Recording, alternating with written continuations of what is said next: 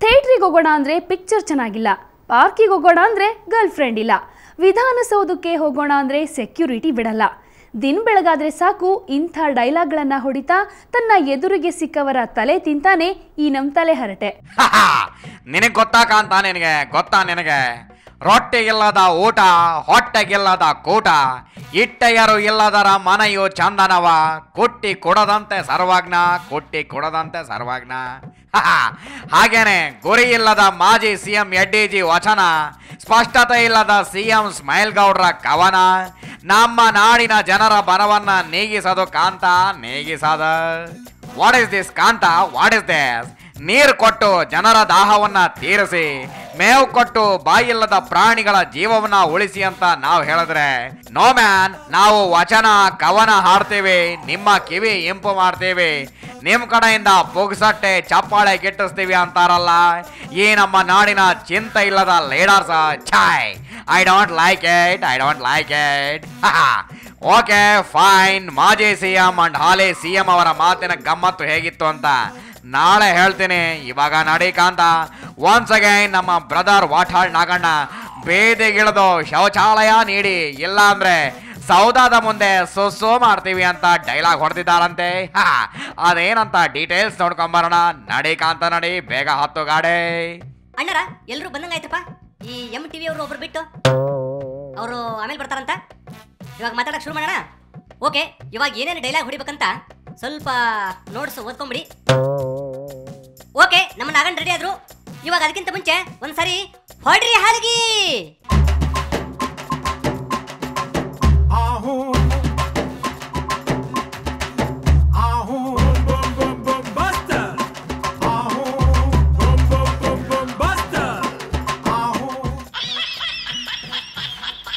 Okay, stop stop stop stop stop. Okay Naganna, ಶುರು ಮಾಡೋಣ. ಈ ವರ್ಷ ಓಕೆ, ರಾಜ್ಯಪಾಲರ ಭಾಷಣ ಜಂಟಿ ಅಧಿವೇಶನ ಆಯಿತು. ಹೌದು, ಆಯ್ತು. ರಾಜ್ಯಪಾಲರ ಭಾಷಣದಲ್ಲೂ ಶೌಚಾಲಯದ ಬಗ್ಗೆ ಏನು ಮಾತಿಲ್ವೇ ಇಲ್ಲ.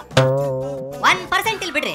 ಶೌಚಾಲಯ ಮಾಡಬೇಕು, ಶೌಚಾಲಯದ ಬಗ್ಗೆ ಎಷ್ಟು ಕಾಳಜಿ ಇದೆ, ಆತುರ ಇದೆ ಅನ್ನೋದು ಹೇಳಿಲ್ಲ.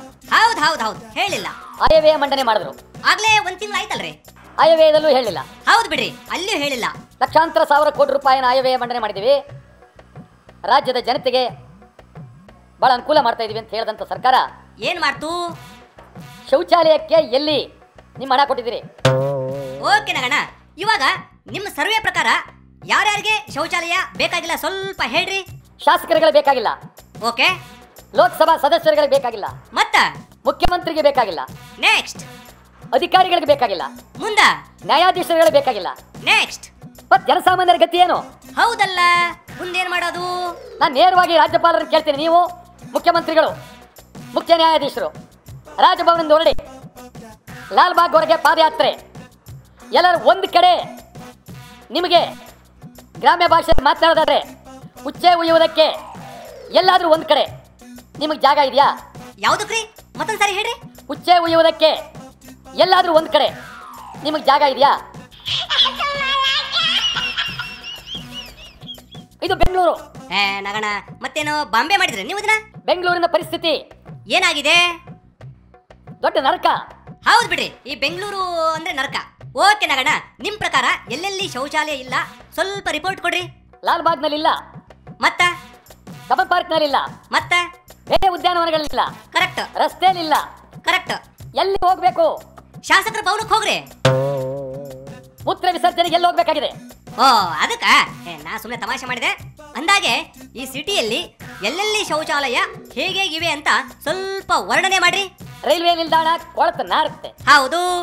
ಆಸ್ಪತ್ರೆಗಳಲ್ಲಿ ಶೌಚಾಲಯ ಕೊಳತು ನಾರುತ್ತೆ. ಕರೆಕ್ಟ್. ಒಂದೇ ಸಮನೆ ಹೇಳ್ತಾ ಇದ್ದೇನೆ, ಆದ್ರೂ ನಿಮ್ಮ ಮಾತು ಯಾರು ಕೇಳಲ್ಲ. ಓಕೆರಪ್ಪ ನಗಣ, ಫೈನಲಿ ಶಾಸಕರಿಗೆ ಏನ್ ಕೇಳ್ತೀರಿ? ಯಾರಾದ್ರೂ ಶಾಸಕರು, ಯಾವ ಕ್ಷೇತ್ರದ ಶಾಸಕರಾಗ್ಲಿ, ಯಾವ ಪಕ್ಷದ ಶಾಸಕರಾಗ್ಲಿ, ಒಬ್ಬರಾದ್ರೂ ನೀವು ಶೌಚಾಲಯದ ಬಗ್ಗೆ ಮಾತನಾಡಿದ್ರ? ಕರೆಕ್ಟ್. ಮಾತಾಡ್ಲಿಲ್ಲ. ಮತ್ತೆ ಏನ್ ಶಾಸನಸಭೆಯಲ್ಲಿ ಏನ್ ಮಾಡ್ತೀರಿ ನೀವು? ನಿದ್ದೆ ಮಾಡ್ತಾರಾ? ಶಾಸನಸಭೆಯಲ್ಲಿ ಮಾಡೋದೇನು? ಬ್ಲೂ ಫಿಲ್ಮ್ ನೋಡ್ತಾರೆ.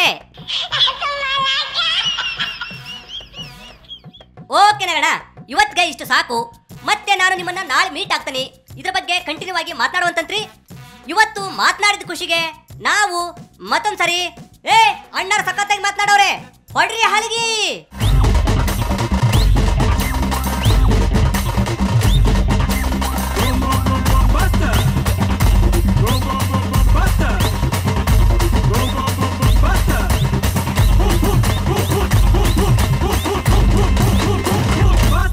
ಎನಿವೆ ಇವಾಗ ಯಡಿಯೂರಪ್ಪನವರ ಮೀಟ್ ಆಗಿ ಇಂಟರ್ವ್ಯೂ ಮಾಡ್ಕೊಂಡು ಬಂದಿದ್ದಾನೆ. ಅದರ ಫುಲ್ ಡೀಟೇಲ್ಸ್ ಇಲ್ಲಿದೆ ನೋಡಿ. I don't like it. ಏನಿದು ಕಾಂತ? ಸೋನಿಯಾ ಗಾಂಧಿ ಬರ ಪ್ರವಾಸ ಮಾಡಿದ್ರೆ ಫ್ಲವರ್ ಪಾರ್ಟಿ ಅವರು ಲೇವಡಿ ಮಾಡ್ತಾರೆ.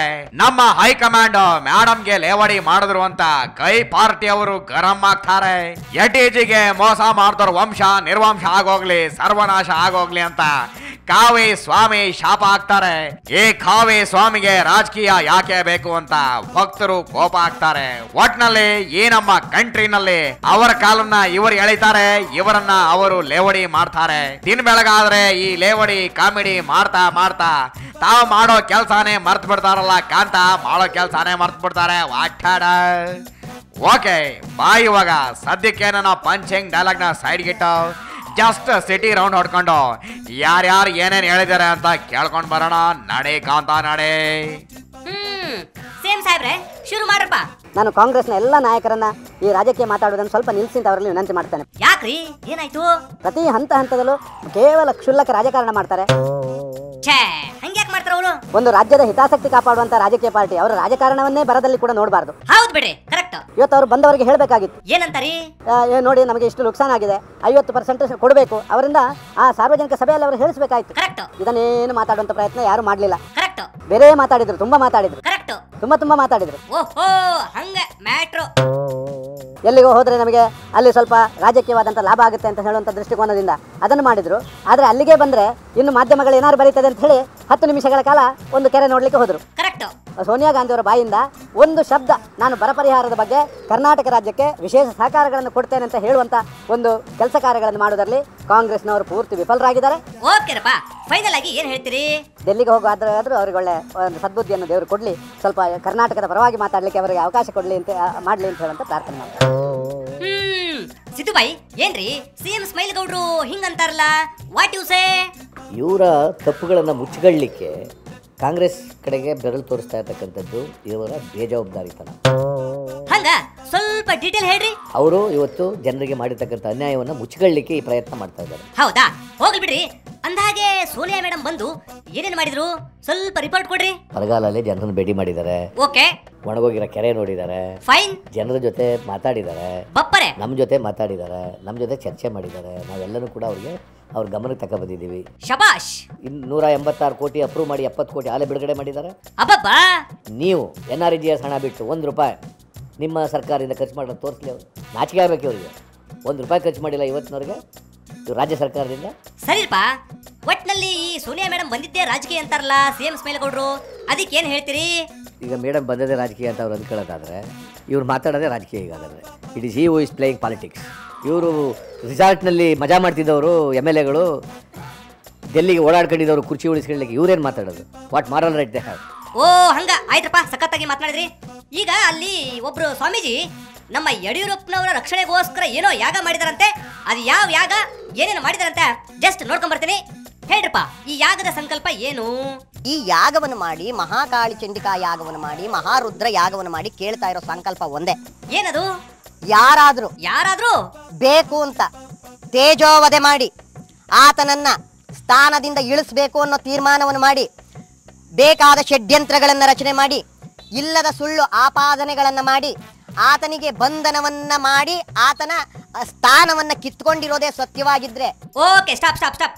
ನೀವು ಏನೇನು ಹೇಳ್ಬೇಕಂತೀರಿ 120 ಕಿಲೋಮೀಟರ್ ಸ್ಪೀಡ್ನಲ್ಲಿ ಡೀಟೇಲ್ ಹೇಳ್ಬಿಡ್ರಿ. ಹಾ, ಶುರು ಮಾಡ್ರಿಪ್ಪ. ಇದಕ್ಕೆ ಮುಕ್ಕೋಟಿ ದೇವತೆಗಳು ಇದಕ್ಕೆ ಸಾಕ್ಷಿ, ಮುಕ್ಕಣ್ಣ ಮುರಹರನ್ ಇದಕ್ಕೆ ಸಾಕ್ಷಿ, ನಮ್ಮೆಲ್ಲರನ್ನು ಒತ್ತಿರಪ್ಪ ಈ ವಸುಂಧರ ಇದಕ್ಕೆ ಸಾಕ್ಷಿ. ಭಕ್ತಿ, ಕ್ಷಮೆ, ದಯೆ, ಯೋಗ, ಯಾಗ, ಶ್ರುತಿ, ಮತ, ಮಯ, ವಿರಕ್ತಿ, ಘೋರವ್ರತ, ತಪಸ್ಸು, ನಿಷ್ಠೆ, ಜಪ, ಗುಣಾಸಕ್ತತೆ, ಸ್ನಾನ, ಮೌನ, ಧ್ಯಾನ, ಆಕಾರ, ಸತ್ಯ, ನೇಮ ಅನ್ನೋದು ಈ ಭರತ ಭೂಮಿಯಲ್ಲಿ ಇರೋದೇ ಸತ್ಯವಾಗಿದ್ರೆ, ಆ ಯಡಿಯೂರಪ್ಪನವ್ರನ್ನ ನಿಜವಾಗ್ಲೂ ತೇಜೋವಧೆ ಮಾಡಿರೋದೇ ಸತ್ಯವಾಗಿದ್ರೆ, ಈ ಯಾಗ ಅವರ ವಂಶವನ್ನೇ ನಾಶ ಮಾಡ್ತದೆ. ಇದೆಲ್ಲ ನಿಜರಪ್ಪ. ಅಕಸ್ಮಾತು ಯಡಿಯೂರಪ್ಪನವರೇ ತಪ್ಪು ಮಾಡಿದ್ರೆ ನಿಜವಾಗ್ಲೂ ಯಡಿಯೂರಪ್ಪನವ್ರು ತಪ್ಪನ್ನೇ ಮಾಡಿದ್ದಾರೆ ಅನ್ನೋದು ದೈವತ್ವಕ್ಕೆ ಬಿಟ್ಟಂತ ವಿಚಾರ. ಮಾಡಿದ್ರೆ ಏನಾಗುತ್ತೆ? ಈ ಯಾಗ ಅವರು ಏನು ತಪ್ಪನ್ನು ಮಾಡಿದ್ದಾರೋ ಅದಕ್ಕೆ ಏನು ಶಿಕ್ಷೆಯನ್ನು ಕೊಡಬೇಕಾಗಿತ್ತು ಅದಕ್ಕೆ 100 ಪಟ್ಟು ಶಿಕ್ಷೆಯನ್ನು ಕೊಡ್ಲಿ ಅನ್ನೋಂತ ಯಾಗ. ಅಬ್ಬಾ ಆಯ್ತ್ರಪ್ಪ ಸ್ವಾಮೀಜಿ, ನೀವು 120 ಕಿಲೋಮೀಟರ್ ಸ್ಪೀಡ್ ನಲ್ಲಿ ಸಖತ್ತಾಗಿ ಮಾತಾಡಿದ್ರಿ. ಇವಾಗ ನಮಗೆ ಟೈಮ್ ಆಯ್ತು, ಬರ್ತೇವಿ, ಬೈ ಬೈ. ಕೇಳದ್ಯಾ ಕಾಂತ ಇವರ ಟ್ರಿಕ್ಕು ಗಿಮೆಕ್ಕು ಏನು ಅಂತ? ನಡಿ ಕಾಂತ, ಅದೇನೋ ಇಡ್ಲಿ ಜೊತೆ ಸಾಂಬಾರ್ ತಿಂದೆ ನಮ್ಮ IQ 140 ಲೆವೆಲ್ಗೆ ಹೋಗುತ್ತಂತೆ, ಸಖತ್ತಾಗಿ ಜಾಸ್ತಿ ಆಗುತ್ತಂತೆ. ನಡಿ ಕಾಂತ. ಸೊ ನಮ್ಮ ಸದಾನಂದ ಮಯ್ಯ ಅವರ ಹೋಟೆಲ್ಗೆ ಹೋಗಿ ಬಿಸಿ ಬಿಸಿ ಇಡ್ಲಿ ಸಖತ್ತಾಗಿರೋ ಸಾಂಬಾರ್ ತಿನ್ಕೊಂಬರೋಣ ಕಲಿಸ್ಕೊಂಡು. ನಡೆ ಕಾಂತ ನಡೆ, ಈ ಸ್ಕೂಟಿ ಪೇಪ್ ಹತ್ಕೊಂಡು ಹೋಗೋಣ ನಡೆ. ಅಬ್ಬಾ ಏನೇ ಅನ್ನಿ, ನಮ್ಮ ತಲೆಹರಟೆಗೆ ಯಡಿಯೂರಪ್ಪನವರು ಅಂದರೆ ಪಂಚಪ್ರಾಣ. ಅದೆಲ್ಲ ಇರಲಿ, ನೀವೆಲ್ಲ ಈಗ ಒಂದು ಪುಟ್ಟ ಬ್ರೇಕ್ ತಗೊಳ್ಳಿ. ಆಫ್ಟರ್ ದಿ ಬ್ರೇಕ್ ಮತ್ತೊಂದಿಷ್ಟು ಇಂಟ್ರೆಸ್ಟಿಂಗ್ ಮ್ಯಾಟರ್ಸ್ ಹೇಳ್ತಾನೆ.